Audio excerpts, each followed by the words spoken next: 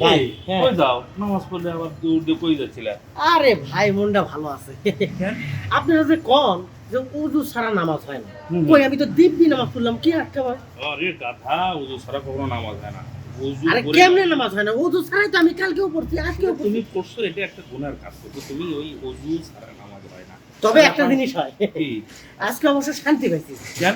এই যে রুকু সেজদা ঠিক মতো হয়েছে।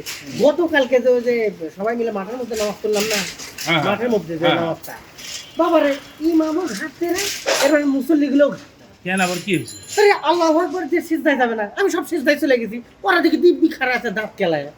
পরে অবশ্য আমি এদিক ওদিক তাকায় দেখলাম যে আমার একটু ওঠা উচিত, যেহেতু সবাই দাঁড়ায় আছে, আমি দাঁড়ায় গেছি। নামাজ কারো হয়নি। ওরে দাদা, এটা হচ্ছে জুম্মার নামাজ আজকে যেটা পড়ি। আর কালকে যেটা পড়ছো ওটা জানাজার নামাজ। জানাজার নামাজে কখনো রুকু সেজদা হয় না। ও। এটাও বোঝে না, ভালো করে বুঝে শুনে মুসলমান হিসেবে এগুলো একটু ভালো করে পড়ে তারপরে নামাজ না ওই আগে পড়া হয়নি তো, এখন একটু ভোটে দাঁড়াবো, নামাজ কালে অভ্যস্ত হয়ে নিচ্ছি। নতুন রাজনীতিবিদের নামাজ তো একটু দেখে শুনে নামাজ পড়ো আগে, জানো। মানে জানা যায় সিজদা নাই, না, এটা জানা ঠিক দরকার। আছে?